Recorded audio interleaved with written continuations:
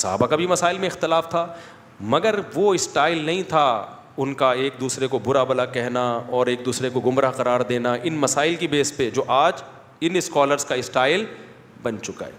سمجھتے ہو کہ نہیں سمجھتے کہ حنفی غنڈے اور فلانا غنڈے اور دمکانہ غنڈے، اس طرح کے عجیب عجیب سے الفاظ آپ دیکھ لو نا کیسے کس طرح کی باتیں مل رہی ہیں. تو اس سے انسان روحانیت سے دور ہو جاتا ہے. نمازوں میں اس کا لذت خراب. صحابہ کرام میں اتنے اختلاف تھے. صحابہ میں رفع الیدین کے بغیر بھی نماز پڑھنے والے تھے، رفع الیدین کے ساتھ بھی تھے، ہاتھ چھوڑ کے نماز پڑھنے والے بھی، ہاتھ باندھ کے پڑھنے والے بھی.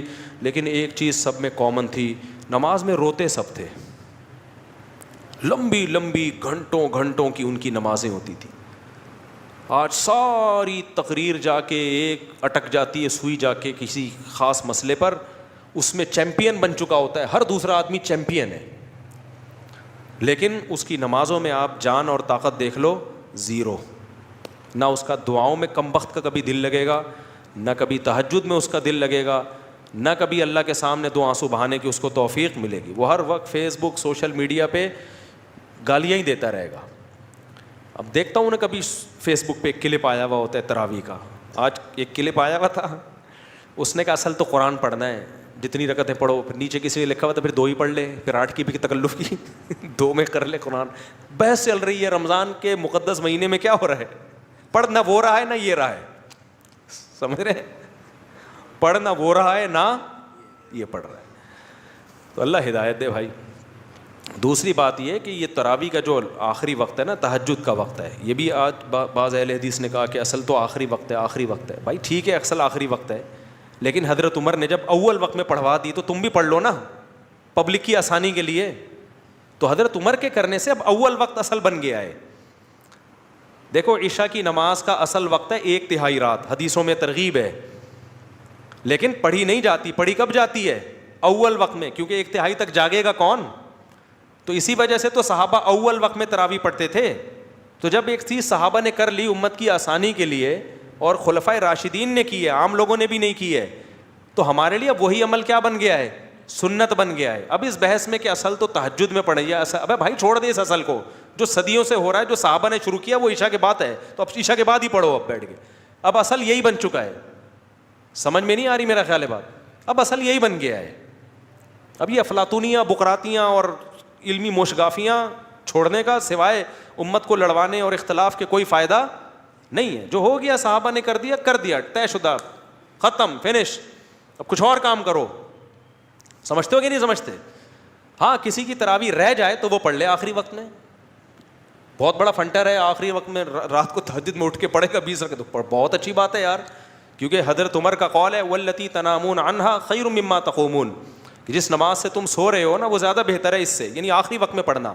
اس کا بعض لوگوں نے مطلب یہ لیا ہے، وہ جہلم والی سرکار نے، کہ اصل تہجد زیادہ فضیلت ہے. بھائی حضرت عمر نے یہ نہیں فرمایا کہ تہجد کی، اگر بالفرض یہ بھی مان لیا جائے نا تو بھی یہ شروع بھی کس نے کرائی ہے؟ حضرت عمر نہیں کرائی ہے اول وقت میں.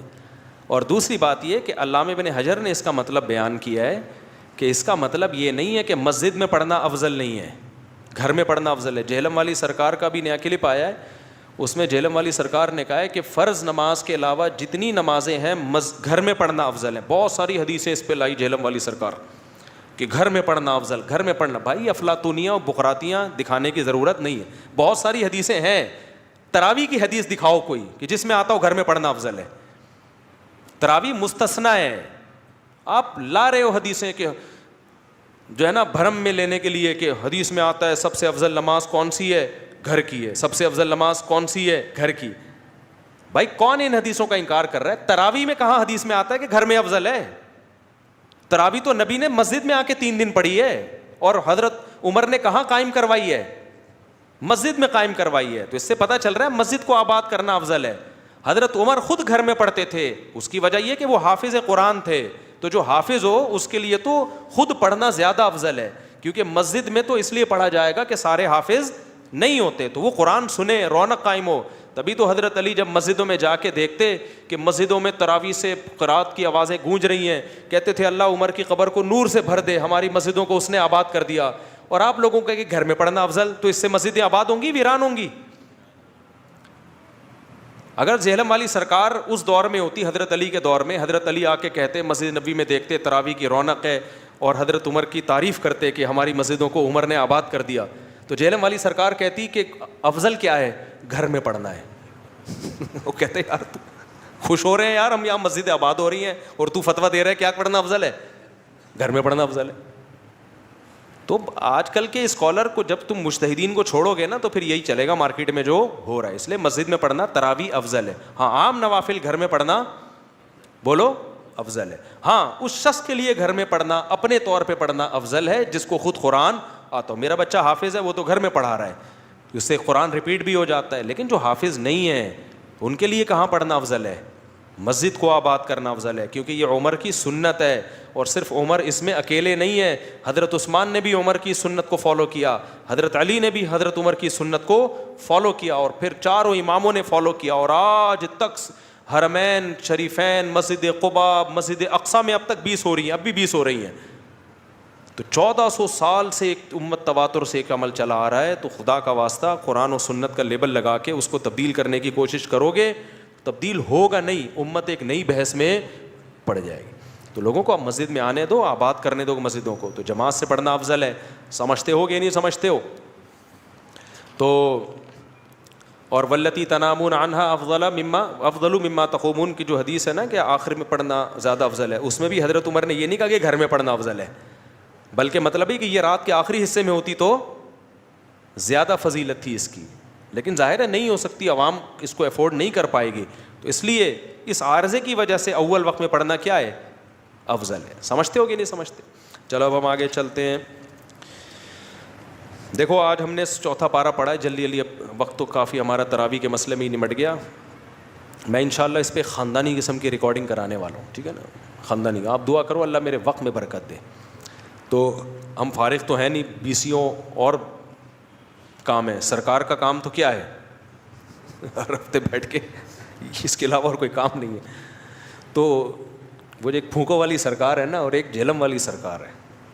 تو جہلم والی سرکار پھونکو والی سرکار سے بہت اوپر کی چیز ہے.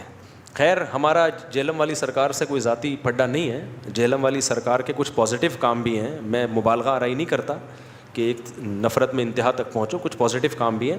لیکن جہلم والی سرکار کو چاہیے کہ مسائل بتانا چھوڑ دے, یہ آپ کا کام نہیں ہے. آپ الحاد کے خلاف کام کریں, آپ جیسے قیصر راجہ صاحب کتنا اچھا کام کر رہے ہیں, آپ بھی کریں.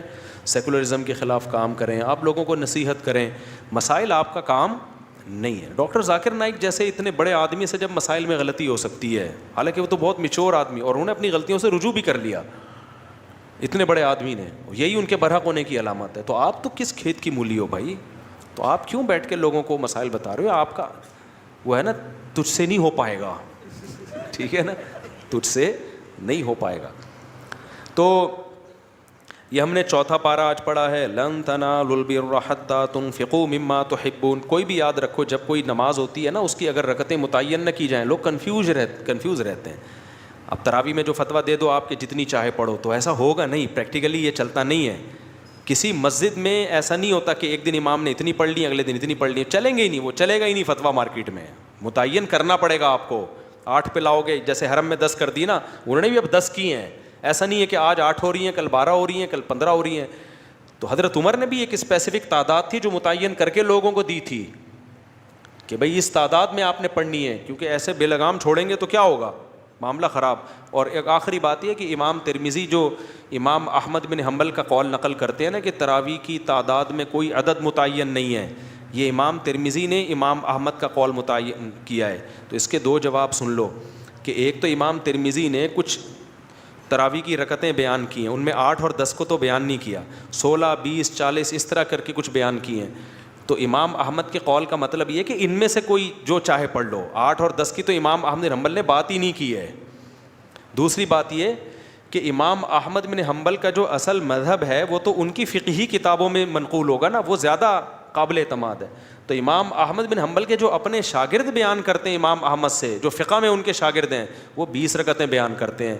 تو امام ترمذی کی بات اور امام احمد بن حنبل کے اپنے شاگردوں کی بیان میں کیا ہو رہا ہے, جو فقہ میں ان کے شاگرد, ان میں ٹکراؤ ہو رہا ہے.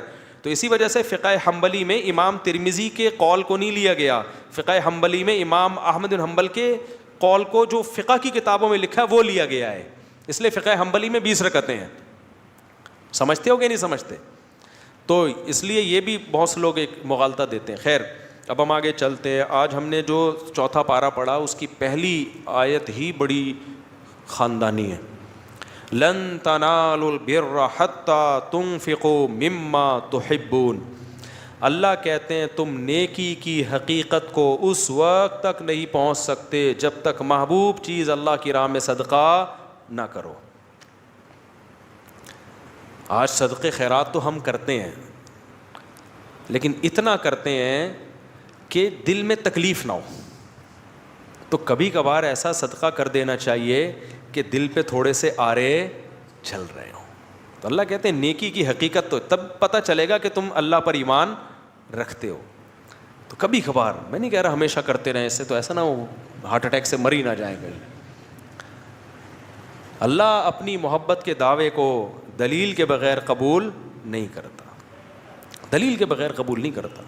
تو آرے تھوڑا سا گھسائی ہونی چاہیے دل کی. ہمارے حضرت ایک شعر پڑھا کرتے تھے، آئینہ بنتا ہے رگڑے لاکھ جب کھاتا ہے دل، کچھ نہ پوچھو دل بڑی مشکل سے بن پاتا ہے دل. دل پہ جب رگڑے لگتے ہیں نا قربانی کے تو پھر دل میں اللہ کی محبت کے انوار پیدا ہوتے ہیں. تو ہمت کر کے نا کبھی کچھ بڑی رقم بھی صدقہ کر دیا کریں. صحابہ تو بہت آگے جا چکے تھے. ابو طلحہ انصاری رضی اللہ تعالی عنہ نبی کی خدمت میں آئے، عرض کیا یا رسول اللہ، اللہ نے کہا ہے کہ محبوب چیز صدقہ کرو گے تو پھر فائدہ ہے، پھر نیکی ہے. تو مجھے سب سے زیادہ محبوب میرا باغ ہے. وہ پراپرٹی تھی ان کی. باغ اس زمانے میں ایسا جیسے بحریہ ٹاؤن میں بنگلہ، آپ نے ساری زندگی محنت کر کے کمایا ہو. تو یا رسول اللہ میں چاہتا ہوں اپنا باغ اللہ کی راہ میں. دنیا مسافر خانہ ہے نا، تو کوئی بات نہیں. آپ نے فرمایا بخن بخن واہ واہ ذاک مال رابح، تو بڑا قیمتی مال ہے. اتنا بڑا باغ، پراپرٹی، پھلدار باغ، وہ صدقہ کر رہے ہو. اس کی ویلیو بنگلے سے زیادہ تھی کیونکہ وہ سورس آف انکم تھا. سمجھتے ہو گے نہیں سمجھتے؟ میں نہیں کہہ رہا کہ آپ ایسا کریں، کیونکہ اگر کل آزمائش آئی تو پھر مجھے بھی برا بلا کہو گے اور اللہ میاں کو بھی کہنا شروع کر دو گے. تو اس لیے علماء کہتے ہیں اتنے تقوی کرو جتنا ایفورڈ کر سکتے ہو. تو یہ تو ترغیب کے لیے، تقوی تو 100% اختیار کرنا ہے، یہ تو تقوی سے اوپر کی چیز ہے نا. تو ترغیب کے لیے تو ہے نا کہ صحابہ تو کہاں پہنچ گئے تھے بھائی، تو ہم کچھ تو کریں نا یار. کبھی زندگی میں کوئی پلاٹ ہم نے اللہ کے لیے ہبہ کیا؟ ہم نے کبھی زندگی میں ہم نے کوئی بڑا اماؤنٹ نکالا؟ اچھا ہم تو بڑا اماؤنٹ نکالیں تو بھی دل پہ آ رہے نہ چلیں. یہ اماؤنٹ تو ہم شادی بیاہ کے موقع پہ اڑاتے رہتے ہیں. دیکھا ہوگا آپ نے، ولیموں پہ اڑا دیا اتنا پیسہ، شادی بیاہ پہ اڑا دیا اتنا پیسہ، ذرا سی تقریبات پر اتنا پیسہ اڑا دیا. یار کم از کم اتنا پیسہ کبھی اللہ کو خوش کرنے کے لیے بھی اڑایا کرو نا. ہاں اڑانا کہاں ہے یہ بڑا مسئلہ ہے. لوگ بعض دفعہ بڑا اماؤنٹ خرچ کرتے ہیں، غلط جگہ پہ کر دیتے ہیں. تو جب آپ خرچ کرو، ہم نے اپنے علماء سے سنا ہے کہ صدقہ خیرات بھی بہت سوچ سمجھ کے کرنا چاہیے. اللہ کی نعمت کو ضائع مت کرو، مستحق سے مستحق کو تلاش کرو. اگر دینی مدرسے میں دینا ہے تو دیکھو کہ اس دینی مدرسے کا محتمم 2 نمبر تو نہیں ہے. ایسا تو نہیں کہ یہ مدرسے کی 4 دیواری کے نام پہ نوٹ چھاپنے کی مشین لگائی ہوئی ہے، اس لیے. کیونکہ میں نے دیکھا ہے کوئی بھی داڑھی ٹوپی ویسٹ کوٹ میں آئے گا، 4 یتیم بچے اس نے جمع کر لیے، آ کے دکھائے گا تو لوگ چیک کاٹ کے دے رہے ہوتے. یہ 10 لاکھ، یہ 20 لاکھ، یہ 1 کروڑ. دھندا بنایا ہوا ہے لوگوں نے بھائی یہ کمانے کا. داڑھی بس ٹوپی ہو اور تھوڑا سا چہرے پہ نور وور ہو، کریم وریم لگا دی آپ نے. سیٹ صاحب کے پاس گئے، ہمارا مدرسہ ہے، یہ تصویر دیکھو اٹھا کے. میں بہت لوگوں کو جانتا ہوں. ایک آدمی سعودی عرب میں، قطر میں، عرب لوگ سخی بہت ہوتے ہیں، وہاں جا کے کروڑوں روپے جمع کیے اس کمبخت نے. کروڑوں روپے یہاں سے تصویریں بھیجتا تھا، بچے صحیح بخاری پڑھ رہے ہیں، دیکھو مدرسہ ہے میرا. کچھ بھی نہیں تھا. اور اگر ہو بھی تو بھائی انویسٹمنٹ ہے، کچھ کھاؤ کچھ لگاؤ. تو اس لیے دینی مدرسہ کرنا تو دینی مدارس کو دینا ہے، کیونکہ دینی مدارس کو نہیں دیں گے تو پھر دین کی تبلیغ کا کام رک جائے گا، علماء پیدا ہونا بند. کیونکہ یہ سرکاری حکومت تعاون نہیں کرتی ہے، اور اچھا ہے نہ کرے. حکومت نے تعاون کیا نا تو یہ مدرسوں کو اپنی تحویل میں لے گی، پھر سارے سرکاری مولوی پیدا ہوں گے.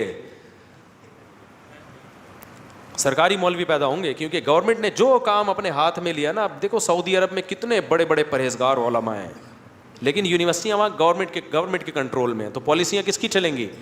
گورنمنٹ کی. اب وہ بیچارے کچھ بول ہی نہیں سکتے، جو بس ہے بس ٹھک وہ چلے گا. Order is order. تراوی 8 ہیں 8 ہیں 10 ہیں. وہ میں بھی تراوی 2 دن پڑھی نا میں نے وہاں، تو مجھے کسی نے انہوں نے 10 کر دی. میں نے کہا شکر ہے 10 باقی ہیں، اگر یہ بھی آرڈر آ جائے ختم تو کیا ہو جائے گا؟ وہ بھی ختم ہو جائے گا. کوئی ایک لفظ دنیا میں سب جگہ ایسا ہی ہے، سب جگہ ایسا ہی ہے. تو ہمیں یہاں آزادی ہے، کم از کم ہم کھل کے بات کر سکتے ہیں. اس آزادی کے کچھ سائڈ ایفیکٹ بھی ہیں، کیونکہ کھل کے صحیح بات ہو سکتی ہے تو غلط باتیں بھی کھل کے بہت ہو رہی ہیں یہاں پہ. لیکن یہ دینی مدارس چلتے ہیں لوگوں کے تعاون کے ساتھ، تو جو صحیح مدرسے ہوں ان کے ساتھ تعاون کرنا چاہیے. لیکن ایسا ہی نہیں کہ جو اٹھایا منہ آ رہا اٹھا کے دے دیا. تو ٹرسٹوں میں بھی ایسا ہی ہے، بہت سارے ٹرسٹ کھانے پینے کے دھندے بنے ہوئے ہیں، کچھ دکھایا جا رہا ہے، کچھ کروڑوں کی جائیدادیں بنائی جا رہی ہیں. بس لوگ دیکھتے ہیں ٹرسٹ ہو، ٹرسٹ ہے تو پکڑاتے چلے جاؤ، پکڑاتے چلے جاؤ، پھینکتے چلے جاؤ. تو کچھ تھوڑا سا خدا کا خوف کرو. کیوں آپ اپنے پیسوں کو اس طرح سے ضائع کر رہے ہو؟ جب آپ تجارت میں پیسہ لگاتے ہو، آپ 100 دفعہ تحقیق کرتے ہو اچھی سی اچھی جگہ پہ لگے پیسہ. تو صدقہ کرنے میں بھی کیا کرنا چاہیے بھائی؟ تحقیق کرنی چاہیے کہ آپ کا پیسہ ضائع نہ ہو، کیونکہ اس کے پھر نقصان زیادہ ہوتے ہیں آپ غلط لوگوں کو اگر دیتے ہو. تو اللہ کہتے ہیں محبوب چیز تھا. تو حضرت ابو طلحہ نے کہا یا رسول اللہ میرا باغ اللہ کے لیے. تو آپ صلی اللہ علیہ وسلم فرمایا واہ واہ کیا خوبصورت بہترین مال. پھر آپ نے فرمایا یہ سارا پیسہ یعنی باغ جو ہے اپنے چچا زاد بھائیوں کو دے دو. یہ ہے اسلام کی خوبی.